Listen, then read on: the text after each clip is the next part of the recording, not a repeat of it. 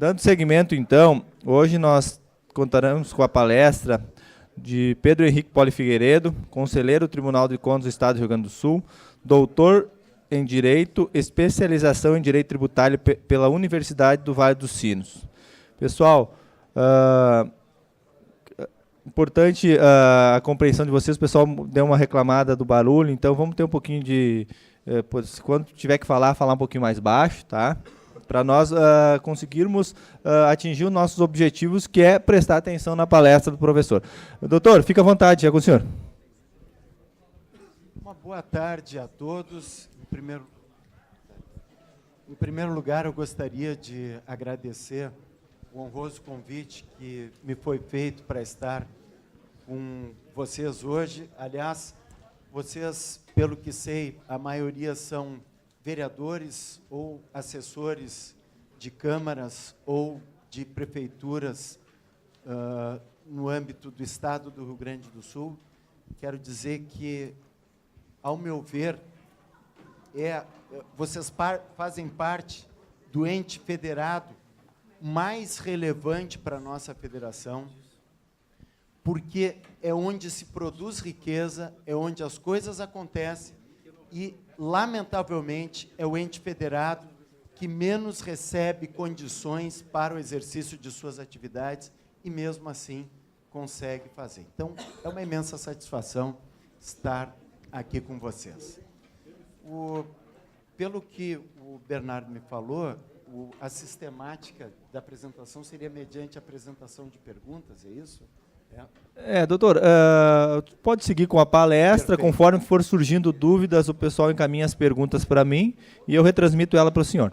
Perfeitamente. Em primeiro lugar, quero fazer uma referência que está em vigor no ordenamento jurídico nacional, uma lei que é uma lei de caráter nacional, tem, portanto, uma incidência multifederativa para todos os entes da federação, que é a Lei 13.460, de 26 de junho de 2017. A Lei 13.460, ela se preocupou em tratar dos direitos dos usuários de serviços públicos, se preocupou em estabelecer direitos relacionados à condição de usuários do serviço público e impôs a inclusão de ouvidorias no âmbito dos entes da federação. Trouxe uma série de direitos e deveres que necessariamente devem ser observados daqui para frente. E essa lei, no dia 26, vai fazer um ano que está em vigor, e a maioria dos entes dessa nossa gigantesca federação ainda não conseguiu se adaptar ao conteúdo dessa lei. Tem alguém aqui que faça parte de alguma entidade da União, de algum órgão, entidade da União? Tem alguém aqui que faça parte de algum órgão ou entidade do Estado? Tem alguém aqui que faça parte de município com mais de 500 mil habitantes? Tem alguém aqui que faça parte de município entre 100 mil e 500 mil habitantes? 2 pessoas. 3. 3 pessoas entre 100 mil e 500 mil habitantes. O restante, então, faz parte de municípios com menos de 100 mil habitantes. Por que essa pergunta? A imensa maioria de vocês faz parte de municípios com menos de 100 mil habitantes, o que dá um pouco mais de tempo.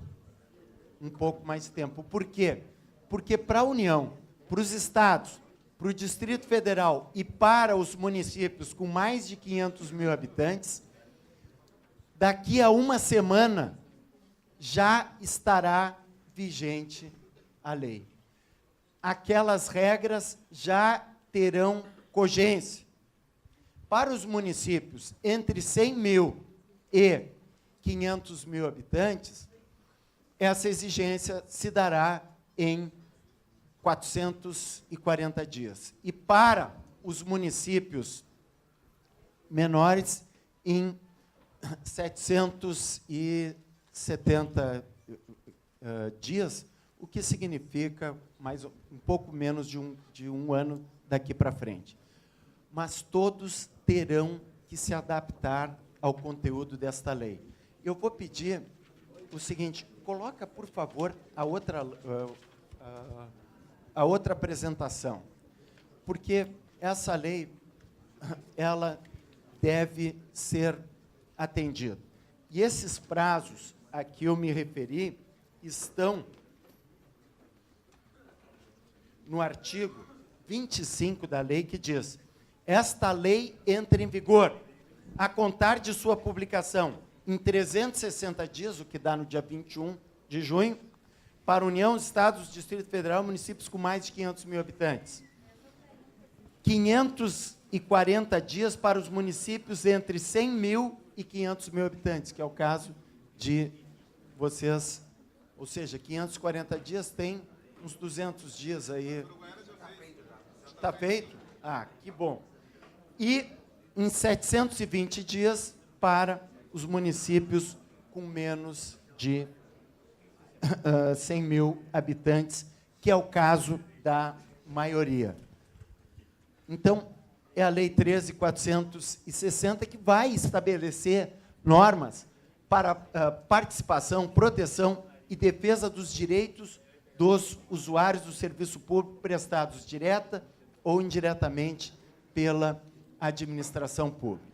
Bom, quero dizer o seguinte, que eu entrei na condição de ouvidor do Tribunal de Contas do Estado do Rio Grande do Sul no início deste ano e tive uma preocupação relacionada ao cumprimento desta lei, até porque lá no âmbito do tribunal, a ouvidoria vai fazer as vezes do órgão encarregado do cumprimento desta lei. E, para minha sorte, eu convidei para coordenar as atividades de ouvidoria o nosso, que é chamado carinhosamente de ombudsman, que é o Mogli. Mogli, levanta. Esse homem aqui é o homem responsável pela ouvidoria, é o coordenador da ouvidoria. Eu sou ouvidor, mas ele é o responsável pela ouvidoria lá no tribunal.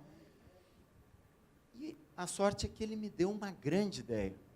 Já no início da nossa gestão na ouvidoria, ele disse o seguinte: olha, eu verifiquei que há um site no âmbito da União que é passível de baixa gratuita, em que se consegue ter um sistema que vá ser um instrumento para as ouvidorias no âmbito dos municípios. Ah, que excelente, né? E aí, disse-me ele, quem sabe a gente comunica isso aos prefeitos e presidentes de Câmara de Vereadores. E foi o que fizemos. Encaminhamos essa comunicação, inclusive com o link relacionado à baixa de um sistema da União que tem essa ferramenta para as ouvidorias. Qual é a vantagem de se utilizar essa ferramenta? Primeiro, é porque é gratuita. Os entes públicos não vão precisar despender nada. Segundo, vai acabar tendo uma linguagem comum relacionada às ouvidorias em âmbito nacional. Então, isso é algo muito bom. Isso é algo que pode auxiliar a todos no âmbito da instituição de ouvidorias que essa lei impõe. A lei exige que os entes públicos possuam ouvidorias próprias para a sua realização. Lá, no artigo 13 da lei, pode baixar, por favor, artigo 13. a lâmina que tem o artigo 13. A lei vai exigir que os entes públicos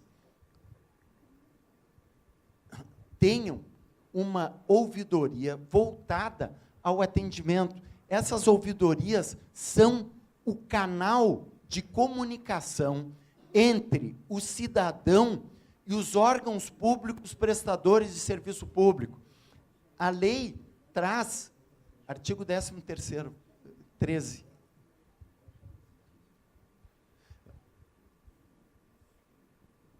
Aí, que elas terão essas atribuições aqui estabelecidas em lei, relacionadas a promover a participação do usuário no âmbito da administração pública, acompanhar a prestação de serviços, propor aperfeiçoamento na prestação de serviços, auxiliar na prevenção e correção dos atos e procedimentos, propor a adoção de medidas para a defesa dos direitos dos usuários do serviço público, receber, analisar e encaminhar às autoridades competentes as manifestações acompanhando o tratamento, promover a adoção de mediação e conciliação entre o usuário e o órgão ou entidade pública. Vejam, são atribuições que a lei impõe como direito subjetivo público dos usuários dos serviços públicos. Então, aquele cidadão do município tem direito a que tenha, no âmbito do município, que tem direito a que tenha, na Câmara de Vereadores, uma ouvidoria estruturada para recebê-los. E uma ouvidoria estruturada com uma série de direitos relacionados à prestação do serviço público, porque a lei estabeleceu aos usuários direitos subjetivos públicos que devem ser respeitados. E, portanto, nós estamos diante de uma realidade em que se impõe a criação dessas estruturas e a criação com efetividade. Com efetividade. E tenho uma notícia que reforça esse entendimento.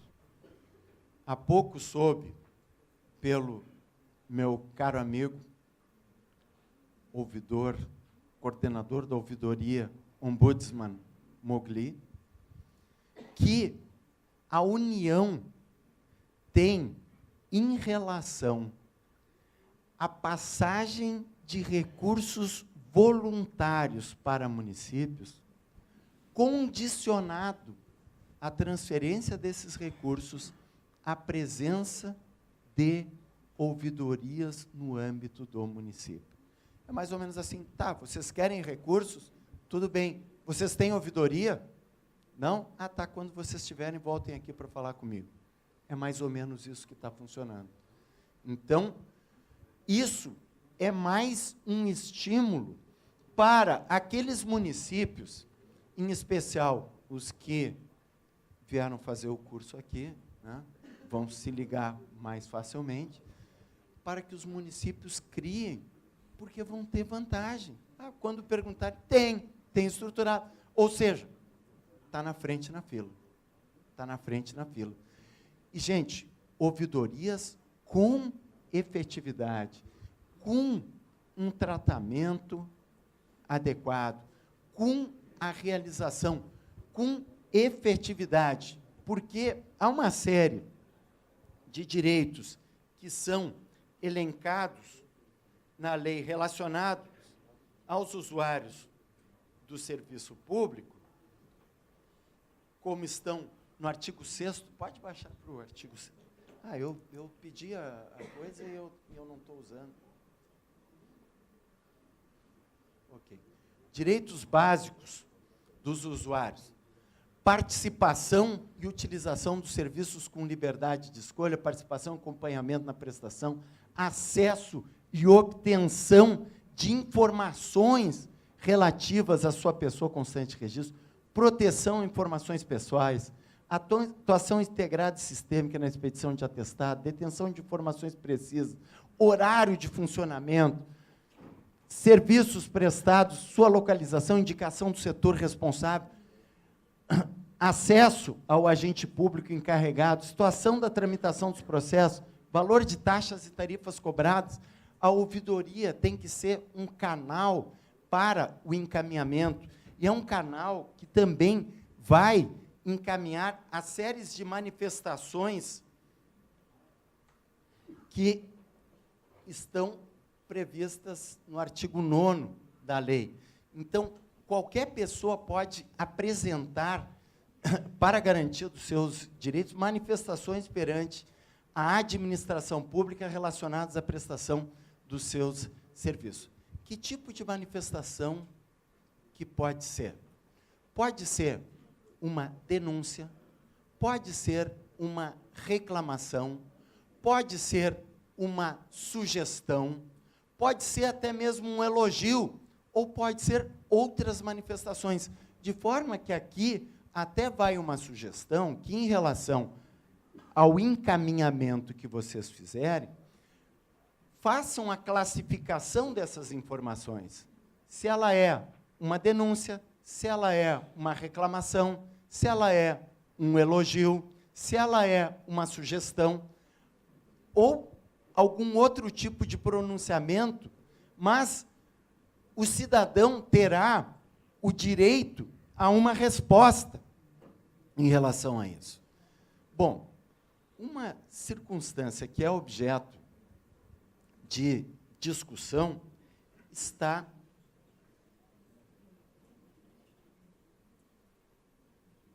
aqui. A manifestação será dirigida à ouvidoria do órgão ou entidade responsável e conterá a identificação do requerente. E conterá a identificação do requerente.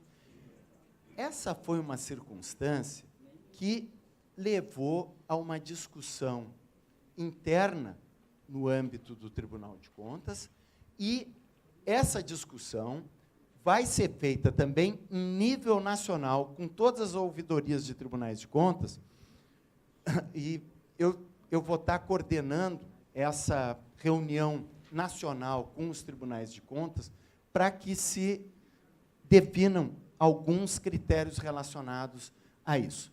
Mas, desde já, o nosso tribunal tomou uma iniciativa, e desde ontem está funcionando no site do Tribunal de Contas o link da ouvidoria, com uma diferença em relação ao link anterior.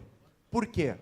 Porque na ouvidoria, quando se entrava na ouvidoria anteriormente, se podia fazer com ou sem identificação, e, independentemente do encaminhamento que se fizesse, a pessoa teria uma resposta própria. O que nós fizemos de diferente?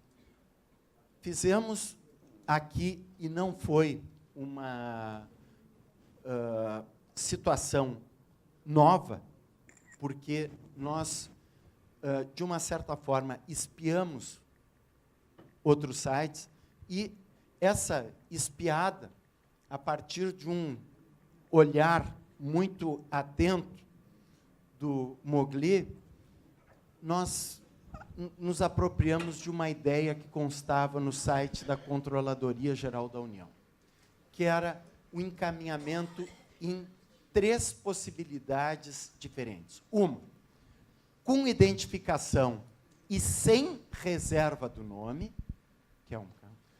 Uma, com identificação, mas com reserva, porque aqui a lei protege também a identidade. O sistema que for utilizado tem que ter a possibilidade de que quem faz uma denúncia, embora se identifique, possa ter preservada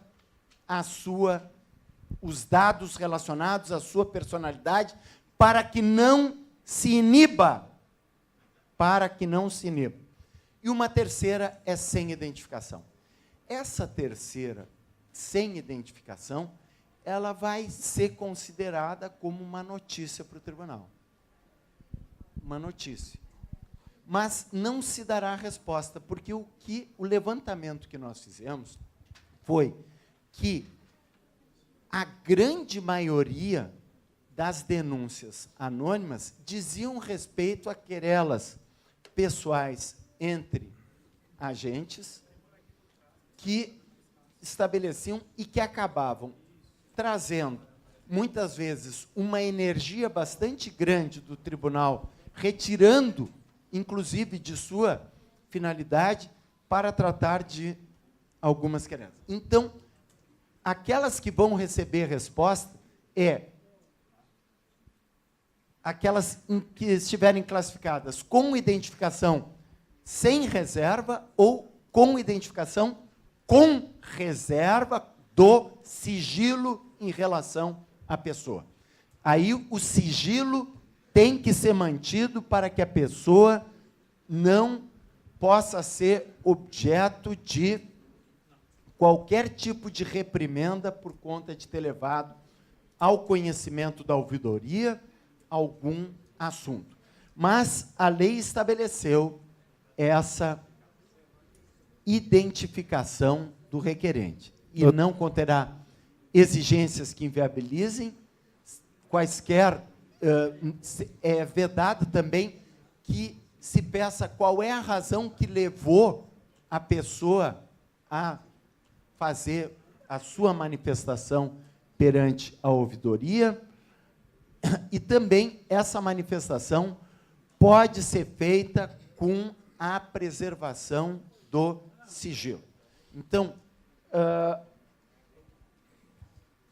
além daquela comunicação que pode ser feita pelo site, diretamente em formulário no sítio eletrônico, ela pode ser feita também pessoalmente, encaminhando junto ao órgão de ouvidoria, ou verbalmente, caso em que essa denúncia terá que ser reduzida a termo, ou seja, tem que ser por um servidor lançada dentro do sistema.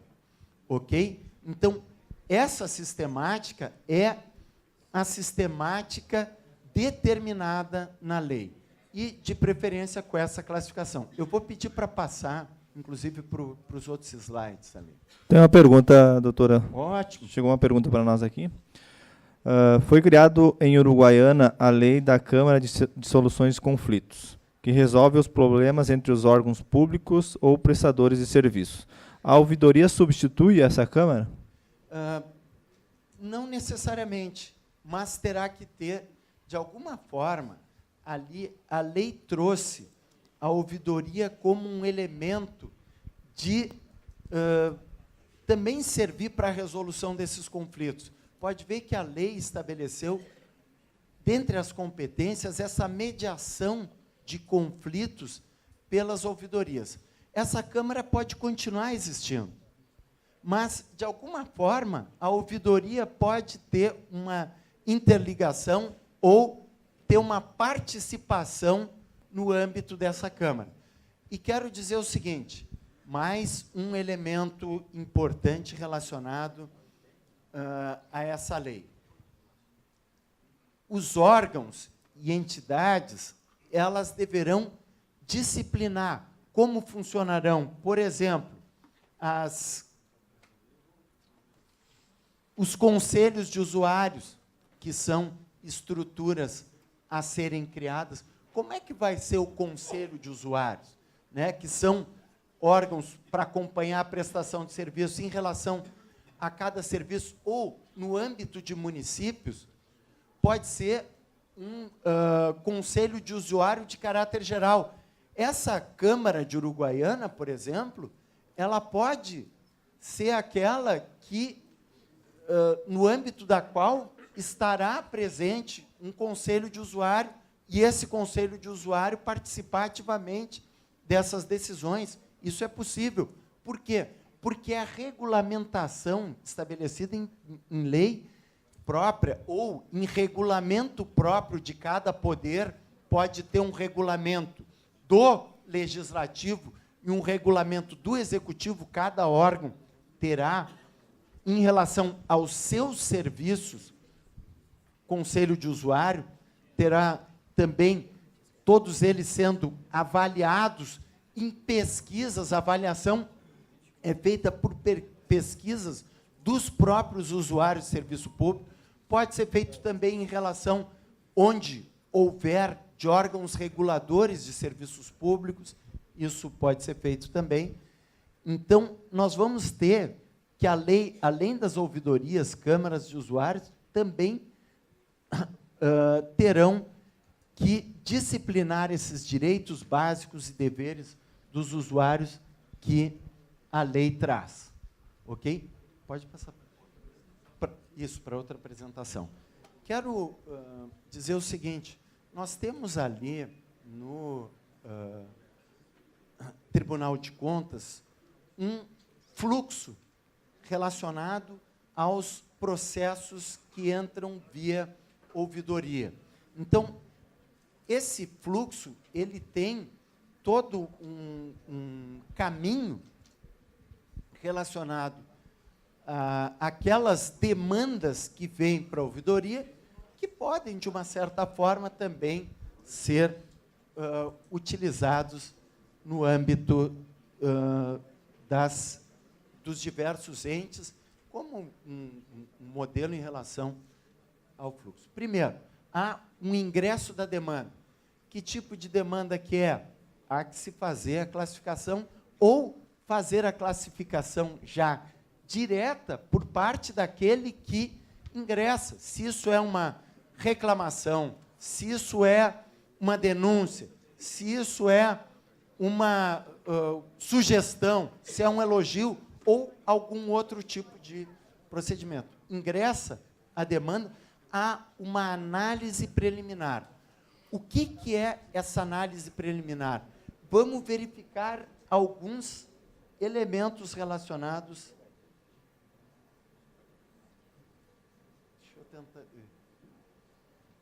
Deixa eu abrir todo, porque ali é da análise preliminar. Por que não está abrindo o elemento da... Pode clicar em cima do análise preliminar, por favor? Com o mouse ali. Isso. Doutor, quando eu tiver um tempinho, eu tenho mais uma pergunta. Tá.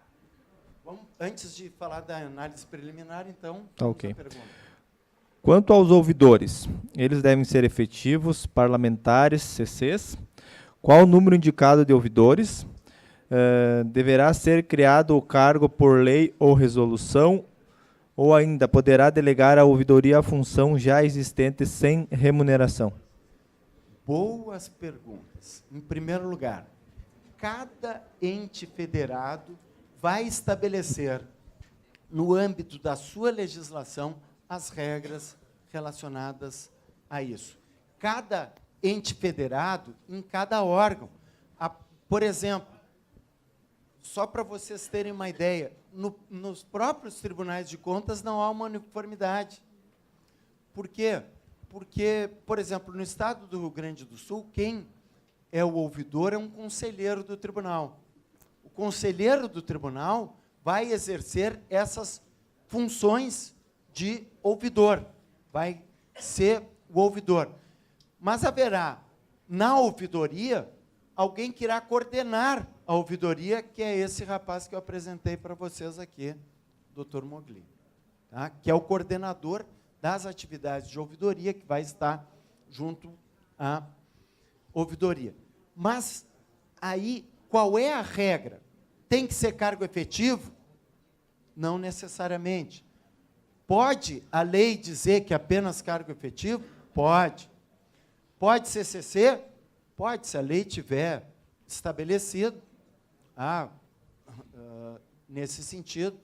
Pode ser, enfim, pode ser uma função que seja atribuída a algum detentor de cargo efetivo? Pode. Pode ser uma função honorífica? Pode. Enfim, não há na lei uma exigência de como deva ser estruturado.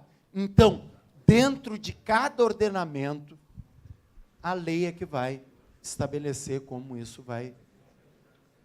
essa posição será ocupada dentro da estrutura administrativa. Oi?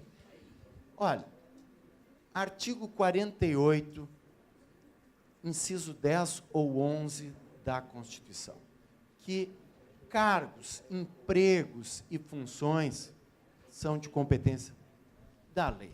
Instrumento, nunca se vai errar, a menos que seja uma lei inconstitucional, se vai errar criando por lei. Na pior das hipóteses, se errar, o instrumento é o controle da constitucionalidade, só isso, ok? Então, lei, por favor, lei para essa posição é o mais adequado. A regulamentação do funcionamento pode ser por decreto. A criação de conselhos de usuários pode ser por decreto, porque a própria lei já disse, será regulamentado em cada órgão ou poder. Então, cada órgão ou poder estabelece como. Mas, se vai criar cargo, emprego ou função, tem que ser por lei. Ok? Assim como, no outro inciso, a Constituição vai dizer para criação de órgãos e entidades da administração. Portanto, gente, lei. Ok? Bom, então, na verificação da análise preliminar, se faz a verificação dos requisitos de admissibilidade, ou quesitos de admissibilidade. O que se vai verificar? A materialidade, a criticidade e a relevância. Ou seja, há elementos que deem conta da real existência dessa falha, há documentos que tenham sido encaminhados, qual é a relevância dessa falha em relação à movimentação de toda uma estrutura da administração, o grau de criticidade em relação a isso, isso deve ser pesado no encaminhamento. E aí pode ocorrer o seguinte, que uma eventual manifestação dependa de complementação documental. Eu não fiz isso, me desculpe.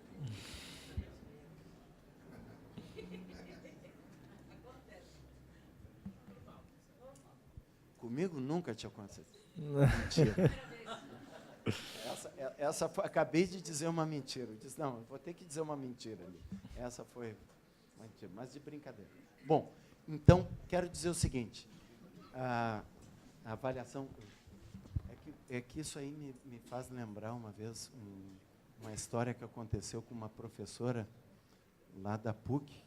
Eu sou professor novo, né, comecei a lecionar em 1987, portanto, só vai fazer 11 anos agora, então, só vai fazer 31 anos agora que eu leciono, então, sou professor novinho, mas tinha uma professora também novinha como eu, estava dando uma aula e tocou o celular de um aluno, mas ela desancou em cima.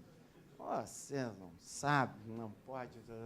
Quando ela terminou de falar, tocou o dela. Bom, acabou com a autoridade. Acabou a moral da professora. Acabou com a autoridade.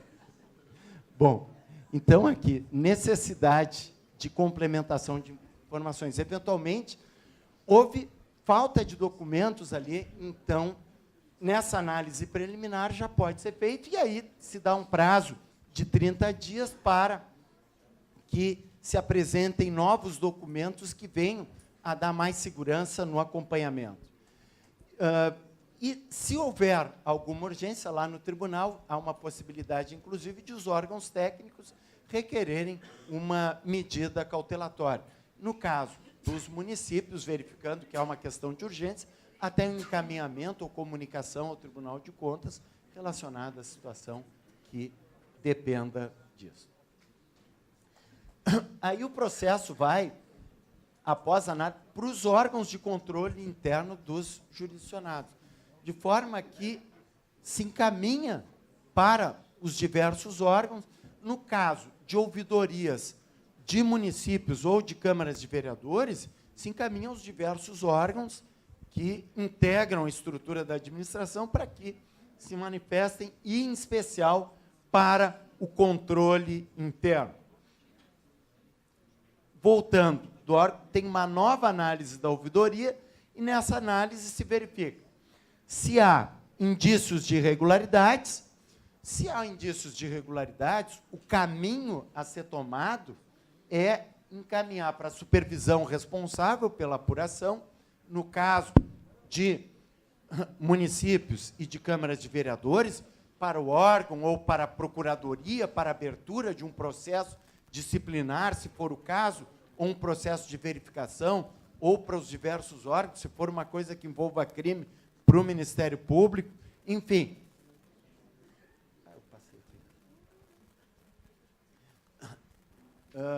Depois vai para uma análise, né?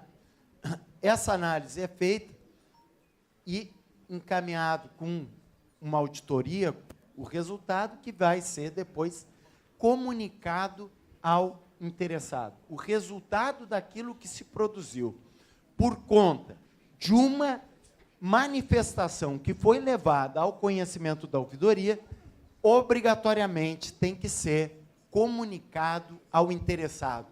O interessado tem direito subjetivo público a receber uma resposta. Ele tem direito à resposta, e essa resposta daquilo que foi produzido tem que ser dada.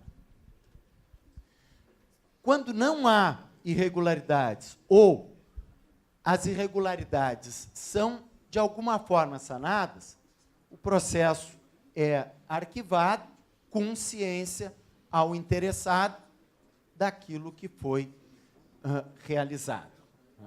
Tem pergunta ainda? Não? Tá.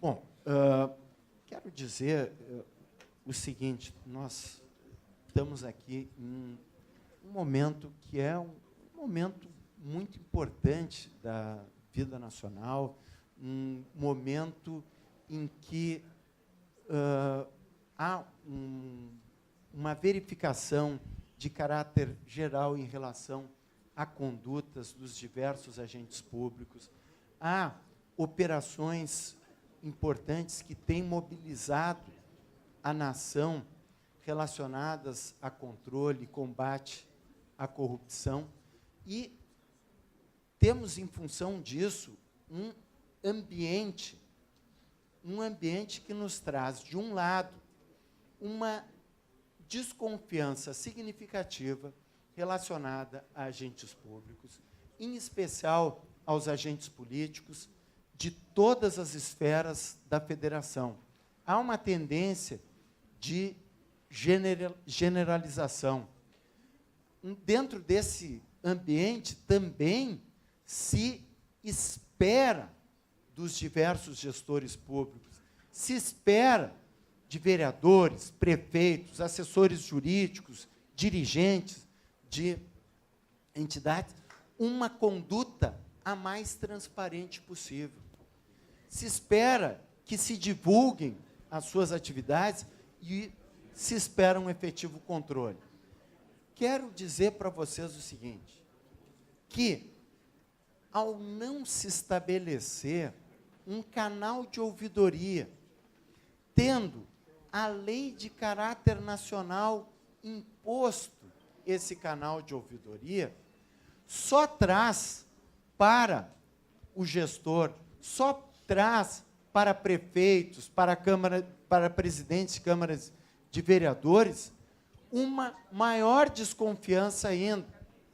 E, além disso, se deixa de fazer algo que é um direito do cidadão, de ter a comunicação relacionada àquilo que é feito.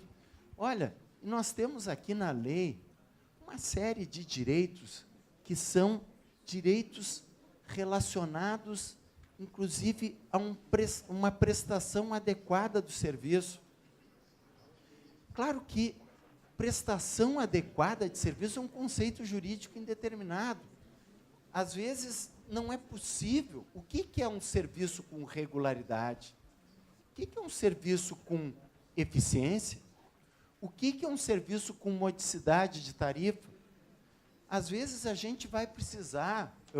ali a lei traz, inclusive, o direito a instalações adequadas onde o serviço vai ser prestado, com condições de sanidade. E a gente sabe, gente, que em muitos lugares as instalações são precárias, porque as condições financeiras do ente são precárias também. Então, nós temos aqui um rol de direitos que a gente pode se esforçar para tentar fazer.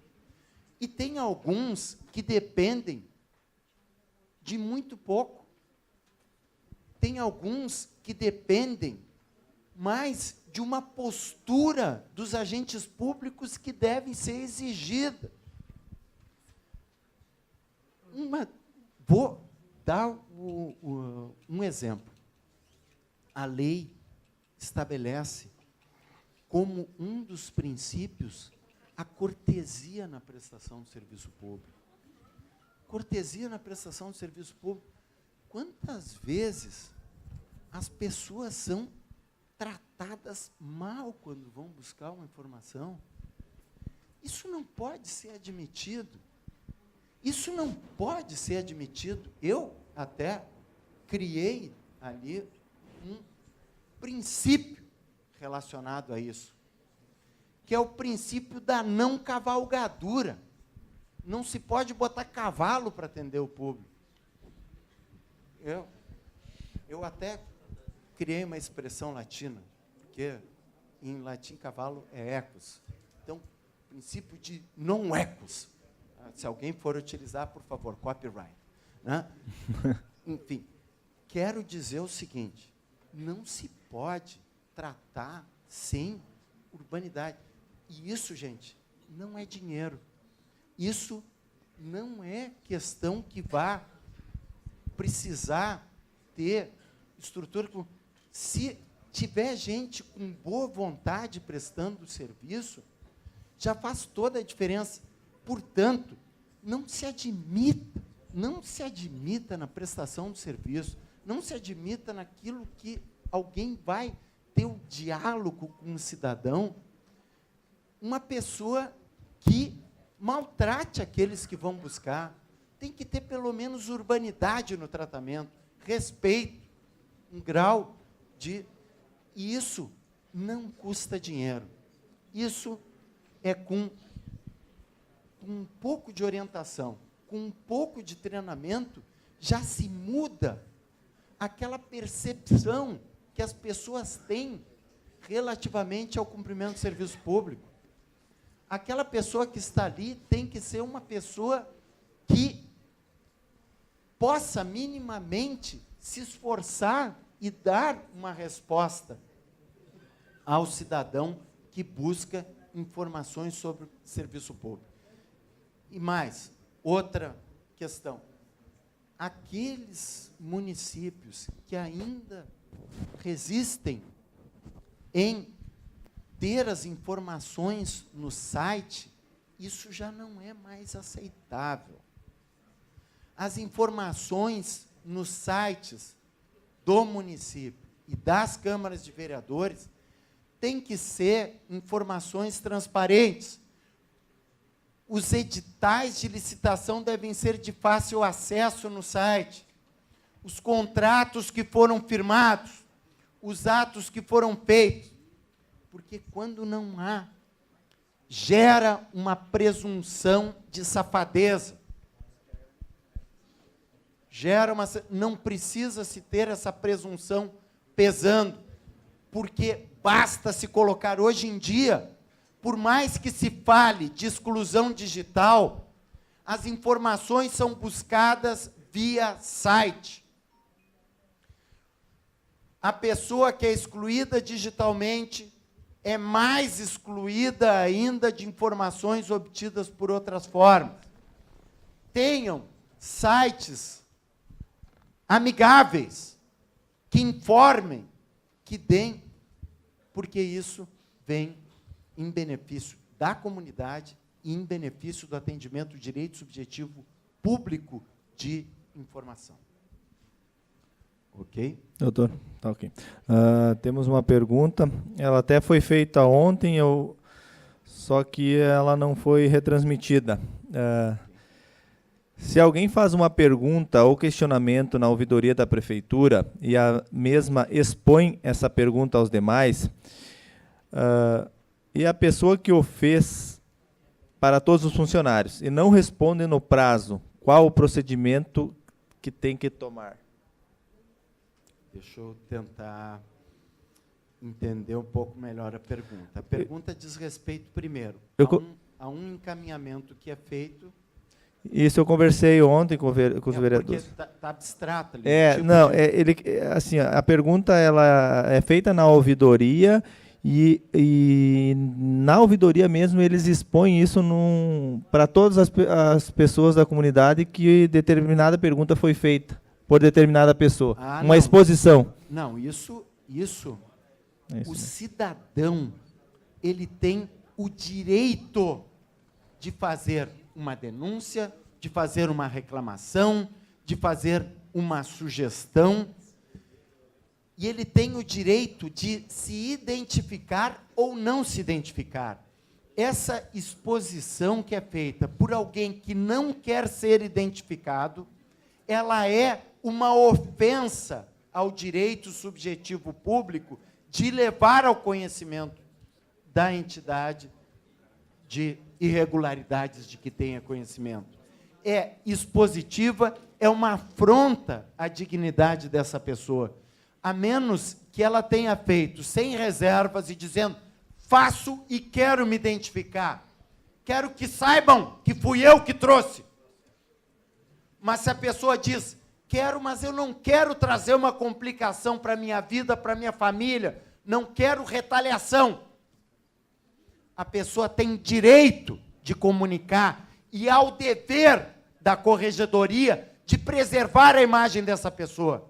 Não é possível que uma pessoa que pode ter a sua vida influenciada por conta de uma denúncia ou de uma reclamação sofra porque teve a coragem de ir até uma ouvidoria. Isso é inadmissível. A ouvidoria que expõe dessa forma a pessoa de um cidadão que não queria se identificar, ela é uma ouvidoria falha, ela merece, sim, correção relacionada a esse tipo de atitude. E, sim, porque aquele agente que está lá é um agente público, e o agente público tem o dever de manter o sigilo em relação a quem estabeleceu. É uma falha funcional a revelação de sigilo que não poderia ter ocorrido. E isso merece, sim, o que tem que ser? Aberto um processo administrativo para apuração dessa conduta. É isso. Perfeitamente. Ele perguntou do procedimento. O procedimento tem que tomar. E se não responder no prazo, dentro da mesma pergunta.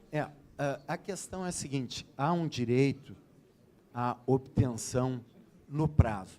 Se o órgão de ouvidoria está falhando em relação a isso, isso é uma conduta que é objeto também de possível sanção pelo Tribunal de Contas.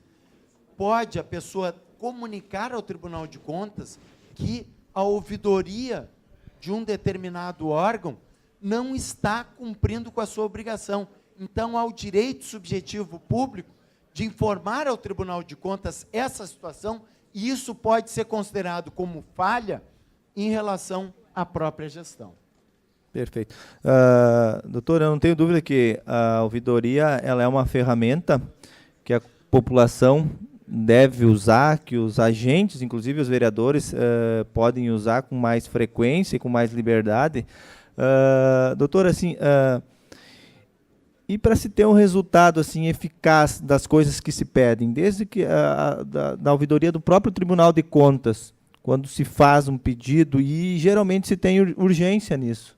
Exato. Como é que a gente pode fazer para isso ocorrer de um modo mais rápido e atingir o objetivo?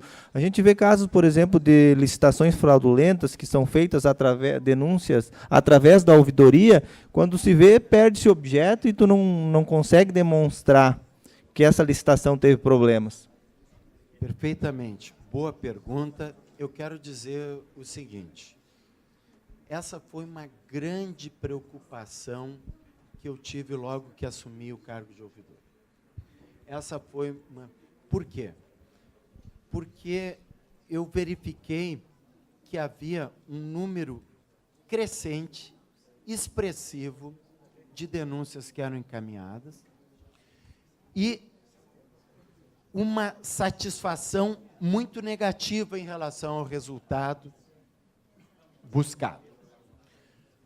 Verificamos que grande parte disso se devia, uma, à questão do volume, outra, em relação à criticidade. Em função do volume, o que acontece? Ao mesmo tempo que se está utilizando para uma denúncia que é só para tentar fazer fuxico, é o mesmo tempo que se leva para fazer a leitura de uma denúncia séria. Por isso, ao nós termos estabelecido essas classificações no nosso site, nós aprimoramos isso. Nós aprimoramos isso.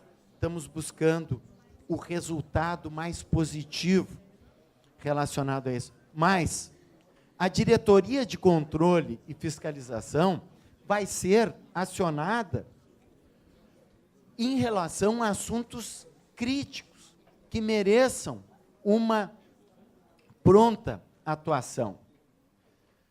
Muitas vezes acontece o seguinte, que a pessoa encaminha a denúncia e não significa que o tribunal esteja parado. Por exemplo, vou dar um exemplo. Eu sou relator de processos de diversos entes. Se uma denúncia chega relacionada ao ente em que eu sou relator, esse processo virá para mim, para verificação de uma medida cautelatória. Mas eu sou um julgador cauteloso em relação a dar medida cautelar. Eu costumo, a não ser que seja uma ilegalidade flagrante, retumbante, e que se vê desde logo, e querem uma irregularidade flagrante, retumbante, em que eu já saio deferindo medida cautelar, fez licitação e não botou no site. Eu já saio suspendendo. Eu acho um absurdo. Eu acho um absurdo. Onde é que já se viu não botar no site? Já saio suspendendo. Se não deu a transparência, para mim, eu já saio suspendendo. Suspendo e depois vou ver o que é. Bom, mas nos outros casos, eu encaminho, peço esclarecimentos. Peço esclarecimentos. E, às vezes, o esclarecimento que vem realmente demonstra, não, nessas circunstâncias era possível. Vou dar um exemplo rápido. Aconteceu esses tempos do seguinte, veio para mim uma denúncia, eu era relator do processo, de uma licitação em que não se tinha justificativa para que se fizesse todo um lote de uniformes. Ou seja, porque os tênis tem um fornecedor e a roupa, outro. Por que não fazer a diferenciação disso? Eu suspendi. Aí, quando veio esclarecer, olha, nós queríamos, na verdade, até... Se nós mudarmos o edital, botando um item de tênis, outro, tá bem? Tá bem. Pronto, foi feito um novo edital. Não era nenhuma questão de safadeza ou de alguma coisa, mas simplesmente, olha, nós achamos que seria mais adequado se quem fornecia tudo. Então tá. Um pequeno ajuste dessa natureza já resolveu um problema que poderia ter. Enfim, então, gente, muitas vezes, porque a denúncia tinha sido feita por uma empresa que, por não fornecer tênis, não podia... Então, foi simplesmente uma questão de organização, não tinha safadeza nenhuma. Um simples esclarecimento já resolveu. Então, quero dizer o seguinte, muitas vezes se pede esse esclarecimento exatamente como uma forma de solucionar. Às vezes se dá a liminar porque a questão impõe necessariamente, mas nem sempre isso ocorre. Doutor, infelizmente nosso tempo é curto, mas antes que o senhor encerre, fazendo uma análise de tudo que o senhor disse, eu acho que seria importante, se nós pudéssemos cumprir, isso é até uma matéria mais didática, né, mas se nós colocássemos em prática os princípios que o nosso regramento tem, desde princípios constitucionais, da boa-fé, princípios administrativos, da legalidade, o nosso ordenamento e as nossas ações, elas seriam mais pautadas com eficiência, e eu não tenho dúvida disso. Eu acho que 1h, 45 minutos, o senhor está falando aqui para nós é muito pouco, para esclarecer e para tirar as dúvidas que tem sobre a ouvidoria e sobre realmente o trabalho que ela possa fazer para se atingir um bem maior, para se buscar um respaldo maior no bem público, nas coisas públicas. Parabéns pela palestra, doutor. Eu deixo o senhor encerrar agora. Eu que agradeço a honra de ter passado essas horas da tarde aqui com vocês, uma imensa satisfação. E bom evento para vocês e sucesso nas atividades de vocês. Instituam as ouvidorias. Obrigado.